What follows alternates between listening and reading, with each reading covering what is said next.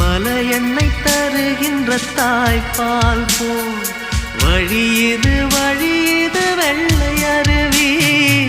அருவியை முழுவதும் பருகிவிட ஆசையில் பறக்குது சின்ன குருவி. பூவானமே எந்த மனம், புன்னகையே எந்த மதம். அம்மம்மா